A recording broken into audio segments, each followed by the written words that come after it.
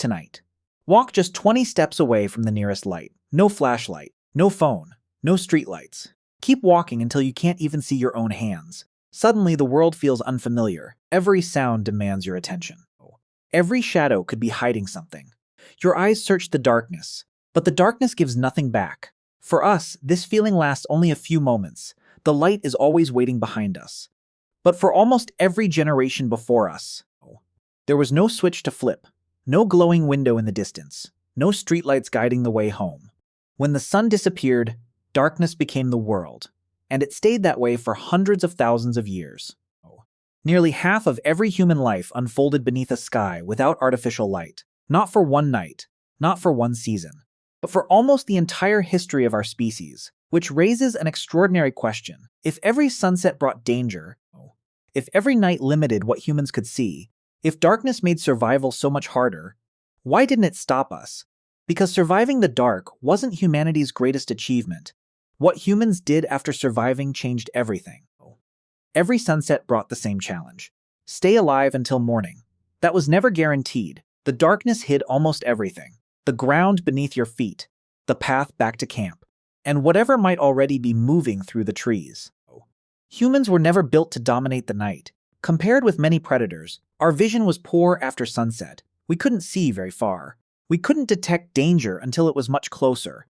Even a short walk away from the group could become a deadly mistake. But predators didn't face the same problem. Many hunted more confidently in darkness than they ever could during the day. Night gave them the advantage. Humans needed a way to take it back. That solution wasn't a stronger body or sharper teeth. It was a small fire, not a giant bonfire visible for miles, just a steady flame that refused to die. It did far more than provide light. It divided the night into two completely different worlds. Inside the firelight, people could see one another. Children stayed close. The group could react before danger reached them. Outside the firelight, almost nothing had changed. The darkness was still there. The predators were still there. The danger never disappeared. It simply stopped at the edge of the light. For the first time, humans had a place where survival no longer depended on hiding. It depended on staying together. But once the danger was under control, humans suddenly had something no other animal had. Safety changed something far more valuable than most people realize. It created time, not more hours in a day. The day was still 24 hours long, but for the first time, humans could use part of the night instead of simply enduring it.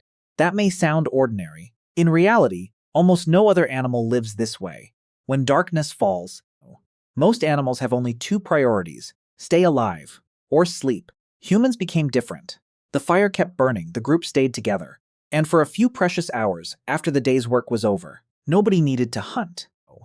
Nobody needed to gather food. Nobody needed to keep walking. For the first time, an entire group could simply be together. Some people repaired tools. Others planned tomorrow's hunt.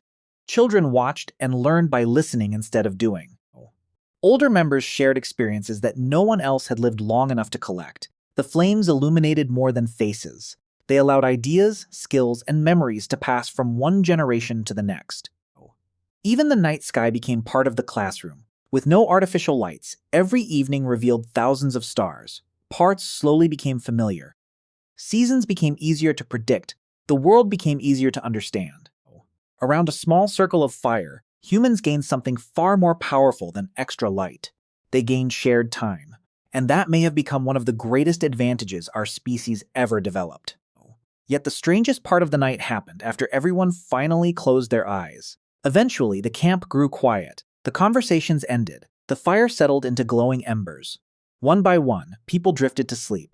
Hours passed. Then something unexpected happened. Someone opened their eyes. Not because of a strange sound. Not because danger had returned. They simply woke up. And in many places throughout history, they weren't the only one. For centuries, people across different societies described the night as two separate sleeps. They rested for several hours, woke naturally for a quiet stretch of time, then returned to sleep until dawn. To them, this wasn't unusual. It was simply how the night worked. During those peaceful hours, some reflected on dreams before they faded. Some whispered to family members. Some prayed. Others simply watched the last glowing embers while the world remained almost perfectly still. The idea sounds surprising today, partly because it slowly disappeared as artificial light extended our evenings. But historical diaries, medical texts, legal records, and literature repeatedly mention a first sleep and a second sleep, as if everyone already understood the terms. Centuries later, modern sleep experiments uncovered something remarkably similar. When volunteers lived for weeks without artificial light, many gradually settled into a comparable rhythm on their own.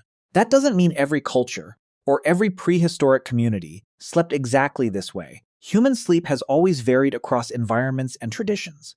But together, the historical evidence and modern research suggest that segmented sleep may once have been far more common than most of us ever imagined, even while the camp appeared completely asleep. The night itself was still alive, but even while people slept, one responsibility never stopped. The fire had to stay alive. That wasn't just a matter of comfort. It could mean the difference between waking up together or not waking up at all. A campfire wasn't simply built, then forgotten until morning. Someone had to feed it. Someone had to protect it from wind and rain. Someone had to make sure glowing embers never disappeared completely. Because starting a brand new fire in the dark wasn't always easy. Sometimes it could take hours. Sometimes, the materials weren't even dry enough. Losing the fire could leave an entire group exposed before sunrise. That's why responsibility didn't end when people went to sleep. It was shared. While most of the camp rested, someone remained awake, watching the flames, listening to the sounds beyond the light, making sure children stayed safely inside the circle, ready to wake everyone if danger came too close. That small fire became something larger than warmth. It became a promise. A promise that no one would face the darkness alone. Every person trusted someone else to stay awake while they slept. And the next night, those roles would change. Long before written laws, long before governments, survival depended on cooperation, trust, and shared responsibility. Perhaps that's what the fire truly protected. Not just human bodies, but the bonds that held every community together. Eventually, humans defeated the darkness itself. That's when another change began. Eventually, the circle of fire was no longer enough. Humans learned to light entire streets, then entire cities. Little by little, darkness stopped deciding when the day was over. For the first time in history, sunset no longer meant that most people had to stop what they were doing. Work continued, travel became safer, homes grew brighter. Life stretched far beyond the horizon of natural daylight.